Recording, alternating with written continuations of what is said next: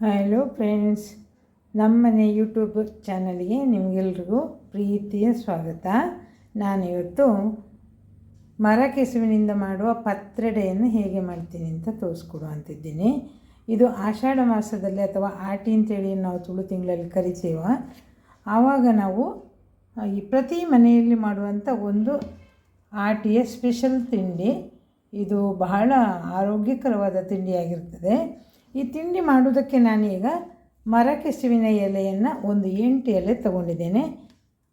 ಹಾಗೆ ಊರ ಕೆಸ ಅಂತಲೇ ಹೇಳ್ತೀವಿ, ನಮ್ಮಲ್ಲಿ ಹೊರಗಡೆ ಎಲ್ಲ ಸಿಗುವಂಥ ಕೆಸುವಿನ ಎಲೆ, ಉಮಿಚೇವು ಅಂತೇನು ಹೇಳ್ತೇವೆ ತುಳುವಿನಲ್ಲಿ ನಾವು.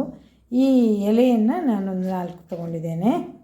ಹಾಗೆಯೇ ಒಂದು ಸ್ವಲ್ಪ ಎಲೆ, ಅದರಲ್ಲಿ ಒಂದು 4 ಎಲೆಯನ್ನು ಈ ಥರ ಸಣ್ಣಗೆ ತುಂಡು ಮಾಡಿ ಇಟ್ಕೊಂಡಿದ್ದೇನೆ.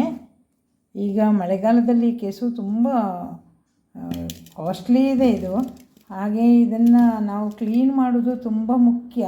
ಅದರ ಹಿಂದೆ ಮುಂದೆ ಚೆನ್ನಾಗಿ ನೋಡಿಕೊಂಡು ನೀರಲ್ಲಿ ನೋಡಿಕೊಂಡು ತೊಳಿಬೇಕಾಗ್ತದೆ. ಏನಾದರೂ ಕ್ರಿಮಿಗಳು ಅದರಲ್ಲಿ ಇರ್ತವೆ ನೋಡಿ. ಈ ಥರ ಅದರಲ್ಲಿ ದಂಟು ಇರ್ತದೆ. ಈ ದಂಟನ್ನೆಲ್ಲ ಬೇರೆ ಮಾಡಿದ್ದೇನೆ.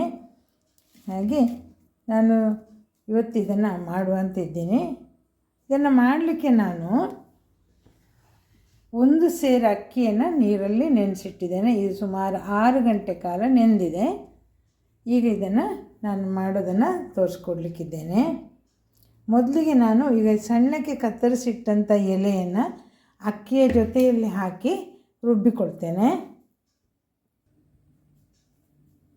ಈಗ ನಾನು ಅಕ್ಕಿಯನ್ನು ಅರ್ಧ ರುಬ್ಬಿಕೊಂಡಿದ್ದೇನೆ, ಇನ್ನೂ ಸ್ವಲ್ಪ ರುಬ್ಲಿಕ್ಕಿದೆ. ಈಗ ಇದಕ್ಕೆ 1 ಸ್ಪೂನಷ್ಟು ಉಂಡೆ ಹುಳಿಯ ಪುಡಿಯನ್ನು ಹಾಕ್ಕೊಳ್ತೇನೆ. ಹಾಗೆಯೇ 1 ಸ್ಪೂನಷ್ಟು ಮೆಣಸಿನ ಪೌಡ್ರನ್ನು ಹಾಕ್ಕೊಳ್ತೇನೆ. 1/4 ಸ್ಪೂನ್ ಹಾಕ್ಕೊಂಡೆ ನಾನು. ಹಾಗೆ ಸ್ವಲ್ಪ ಉಪ್ಪನ್ನು ಹಾಕ್ಕೊಳ್ತಾ ಇದ್ದೇನೆ. ಹಾಗೆ ಇದಕ್ಕೆ ನಾನು ಕಟ್ ಮಾಡಿ ಇಟ್ಕೊಂಡಂಥ ಕೆಸುವಿನ ಎಲೆಯನ್ನು ಹಾಕ್ಕೊಳ್ತಾ ಇದ್ದೇನೆ. ಈಗ ಇದನ್ನು ಒಂದು 4 ಸುತ್ತು ತಿರುಗಿಸ್ಕೊಳ್ತೇನೆ. ಈಗ ಗಮನಿಸ್ಬೋದು, ಇದರ ಬಣ್ಣ ನೋಡಿ ಈ ಥರ ಹಸಿರಾಗಿ ಬಂದಿದೆ. ಇದಕ್ಕೆ ಕೊತ್ತಂಬರಿ ಮತ್ತು ಜೀರಿಗೆಯ ಪೌಡ್ರ್ ಕೂಡ ಹಾಕ್ಕೊಳ್ಲಿಕ್ಕಿದೆ, ಹಾಕ್ಕೊಳ್ತೀನಿ. ಈಗ ಇದನ್ನು ಇನ್ನೊಂದು ಪಾತ್ರೆಗೆ ಹಾಕ್ಕೊಳ್ತೇನೆ. ಫ್ರೆಂಡ್ಸ್, ನಾನೀಗ ನೋಡಿ ಅಕ್ಕಿಯನ್ನು ರುಬ್ಬಿ ಇಟ್ಕೊಂಡಿದ್ದೇನೆ.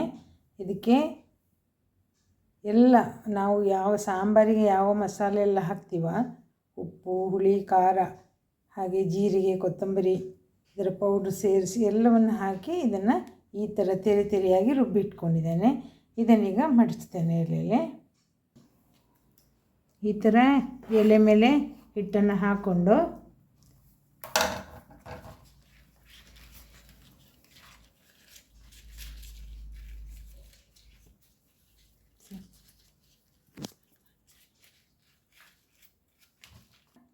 ಮಡಿಕೆಯೊಳಗೆ ಇಡಬೇಕು.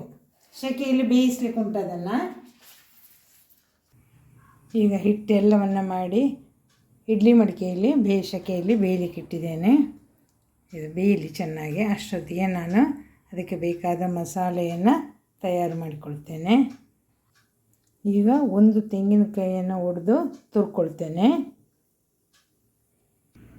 ತೆಂಗಿನಕಾಯಿನ 2 ಹೋಳು ಮಾಡಿಕೊಂಡಿದ್ದೇನೆ. ಫ್ರೆಂಡ್ಸ್, ತೆಂಗಿನಕಾಯಿ ಒಡೆಯೋದ್ರಲ್ಲಿ ಕೆಲವರಿಗೆ ತುಂಬ ಕಷ್ಟ ಆಗ್ತದೆ, ಪುಡಿ ಪುಡಿ ಆಗ್ತದೆ, ಸೈಡೆಲ್ಲ ಬಿಟ್ಕೊಳ್ತದೆ ನೋಡಿ. ಇಷ್ಟು ಕರೆಕ್ಟಾಗಿ ಒಡಿಬೇಕು ಅಂದರೆ ನಾವು ತೆಂಗಿನಕಾಯಿಯನ್ನು ಹಿಡ್ಕೊಳ್ಳುವಾಗ ನಾವು ಒಡೆಯುವ ಭಾಗದಲ್ಲಿ ಈ ಕಣ್ಣಿನ 3 ಕಣ್ಣಿದೆಯಲ್ಲ, ಇದರಲ್ಲಿ ಈ ಮೊಳಕೆ ಬರುವ ಭಾಗವನ್ನು ಮೇಲ್ಮುಖವಾಗಿ ಹಿಡ್ಕೊಳ್ಬೇಕು. ಈ ಭಾಗಕ್ಕೆ ಇಲ್ಲಿಗೆ ನಾವು ಕಡಿಬೇಕು. 1 ಗಡಿ ಇಟ್ಟಾಗಲೇ ಅದು ಟಪ್ ಅಂತ ಭಾಗ ಆಗ್ತದೆ. ತೆಂಗಿನಕಾಯಿಯ ಕಣ್ಣಿನ ಭಾಗದ ಮೇಲೆ ಮೊಳಕೆ ಬರುವ ಕಣ್ಣಿನ ಭಾಗಕ್ಕೆ ಗಡಿಯನ್ನು ಕತ್ತಿಯಲ್ಲಿ ಕಡಿದಾಗ ಅದು ತಕ್ಷಣ ತುಂಡಾಗ್ತದೆ. ಇದೊಂದು ಸುಲಭ ಉಪಾಯ. ಫ್ರೆಂಡ್ಸ್, ನಾನು ನೋಡಿ 1 ತೆಂಗಿನಕಾಯಿನ ತುರಿದಿಟ್ಕೊಂಡೆ. ಅದಕ್ಕೆ ಅರ್ಧ ಸ್ಪೂನಷ್ಟು ಮೆಂತೆಯನ್ನು ಬಿಸಿ ಮಾಡಿ ಹಾಕ್ಕೊಂಡಿದ್ದೇನೆ. 4 ಸ್ಪೂನಷ್ಟು ಅಚ್ಚ ಖಾರದ ಪುಡಿ ಏವನ್ನು ಹಾಕ್ಕೊಂಡಿದ್ದೇನೆ. ಹಾಗೆ 3 ಸ್ಪೂನು ಕೊತ್ತಂಬರಿ ಪೌಡರ್, 3 ಸ್ಪೂನು ಹುಳಿ ಪೌಡರ್, 5 ಹೆಸರು ಬೆಳ್ಳುಳ್ಳಿ, 1 ಗೆಡ್ಡೆ ಈರುಳ್ಳಿಯನ್ನು ಹಚ್ಚಿ ಹಾಕ್ಕೊಂಡಿದ್ದೀನಿ. ಈಗ ಇದನ್ನು ನಾನು ಮಸಾಲೆಯಾಗಿ ರುಬ್ಬಿಕೊಳ್ತೇನೆ. ನೋಡಿ, ಮಸಾಲೆನ ಈ ಹದಕ್ಕೆ ರುಬ್ಬಿಕೊಂಡಿದ್ದೇನೆ. ಹೇಗೆ ಬೇಯಿಸಿದೆ ನೋಡಿ, ಒಳ್ಳೆ ಸೆಕೆ ಹೋಗ್ತಾ ಉಂಟು. ಇನ್ನೂ ಬೆಂದಿಲ್ಲ, ಇದು ಅರ್ಧ ಗಂಟೆ ಆಯಿತು ನೋಡಿ. ಒಂದನ್ನು ನಾನು ಬಾಳೆಲೆಯಲ್ಲಿ ಸಹ ಮಡಚಿಟ್ಟಿದ್ದೆ ನೋಡಿ, ಈ ಥರ ಆಗಿದೆ.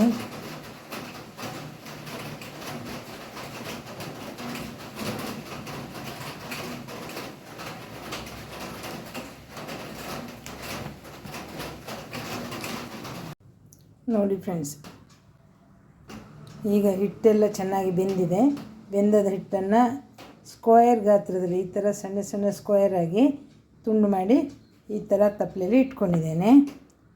ಹಾಗೆಯೇ ಈಗ ಮಸಾಲೆ ರೆಡಿ ಮಾಡೋದಕ್ಕೆ ನಾನು ಒಗ್ಗರಣೆಗೆ ಏನೆಲ್ಲ ತೊಗೊಂಡಿದ್ದೀನಿ ನೋಡಿ. 6-7 ಹೆಸರು ಬೆಳ್ಳುಳ್ಳಿಯನ್ನು ಜಜ್ಜಿಟ್ಕೊಂಡಿದ್ದೇನೆ. 2 ಬ್ಯಾಡಗಿ ಮೆಣಸನ್ನು, ಈರುಳ್ಳಿಯನ್ನು ಕೂಡ ಹಾಕ್ಕೊಂಡಿದ್ದೇನೆ. ಈಗ ಚೆನ್ನಾಗಿ ಮಿಕ್ಸ್ ಮಾಡುವ. 3 ಸ್ಪೂನಷ್ಟು ಉಂಡೆ ಹುಳಿಯ ಪೌಡ್ರನ್ನ ಈ ಮಸಾಲೆಗೆ ಹಾಕ್ಕೊಂಡಿದ್ದೇನೆ. ಹಾಗೆಯೇ ಇದು ಹಿಟ್ಟನ್ನು ರುಬ್ಬುವಾಗ ಕೂಡ ಅಷ್ಟೇ ಪ್ರಮಾಣದಲ್ಲಿ ಹಾಕ್ಕೊಂಡಿದ್ದೇನೆ. ಇದೀಗ ನಾನು ತಿಂದು ನೋಡಿದ್ದೇನೆ. ಇದೀಗ ನಮಗೆ ಬಾಯಿಗೆ ಯಾವ ಖಾರ ಅಥವಾ ಒಂದು ತುರಿಸುವ ಗುಣವನ್ನು ನಮ್ಮ ಬಾಯಿಗೆ ತೋರ್ಪಡಿಸೋದಿಲ್ಲ. ತಿಂದಾಗ ನಮಗೆ ಅದರ ಅನುಭವ ಆಗೋದಿಲ್ಲ. ಅದಕ್ಕನ್ನು ಇದು ತಿನ್ನೋದಕ್ಕೆ ಏನು ತೊಂದರೆ ಇಲ್ಲ. ನಮಗೆ ಏನಾದರೂ ಇದು ತುರಿಸುವುದಾದರೆ ಬಾಯಿಗೆ ಇಡಲಿಕ್ಕೆ ಸಾಧ್ಯ ಇಲ್ಲ. ಈ ಹುಳಿ ಅದನ್ನು ಕಂಟ್ರೋಲ್ ಮಾಡ್ತದೆ. ನೀವೀಗ ಗಮನಿಸ್ತಾ ಇರ್ಬೋದು, ಚೆನ್ನಾಗಿ ಸಾಂಬಾರು ಕುದೀತಾ ಇದೆ.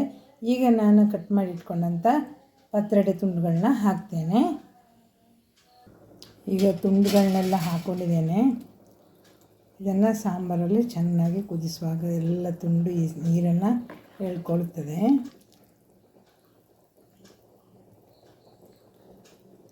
ಇನ್ನು ಒಂದು ಕುದಿ ಬರಬೇಕು ಚೆನ್ನಾಗಿ. ನಾಳೆ ಬೆಳಿಗ್ಗೆಗೆ ಚೆನ್ನಾಗಿರ್ತದೆ. ಈಗ ಬಿಸಿ ಬಿಸಿ ಸ್ವಲ್ಪ ನೀರಿನಂಶ ಇರ್ತದೆ, ಸ್ವಲ್ಪ ಸಾರು ಸಹ ಥರ ಇರ್ತದೆ. ಈಗ ನೋಡಿ, ಚೆನ್ನಾಗಿ ಕುದಿ ಬರ್ತಾ ಉಂಟು. ಸಾರು ದಪ್ಪ ಆಗಿದೆ ಸ್ವಲ್ಪ. ಈಗ ಸ್ಟವನ್ನು ಆಫ್ ಮಾಡ್ಕೊಳ್ಬೋದು. ಇದು ಇನ್ನೂ ಗಟ್ಟಿಯಾಗ್ತದೆ ಇಳಿಸಿಟ್ಟ ಮೇಲೆ. ಈಗ ಬಿಸಿಯಲ್ಲಿ ಸ್ವಲ್ಪ ನೀರು ಕಾಣ್ತಾ ಇದೆ. ತುಂಡೆಲ್ಲ ನೀರು ಎಳ್ಕೊಂಡ್ಮೇಲೆ ಇನ್ನೂ ಗಟ್ಟಿಯಾಗ್ತದೆ ಇದು. ಫ್ರೆಂಡ್ಸ್, ರುಚಿಕರವಾದ ಆಷಾಢದ ಸ್ಪೆಷಲ್ ತಿಂಡಿ, ಆಟಿ ತಿಂಗಳ ರೆಸಿಪಿ ಪತ್ರೊಡೆ ರೆಡಿಯಾಗಿದೆ.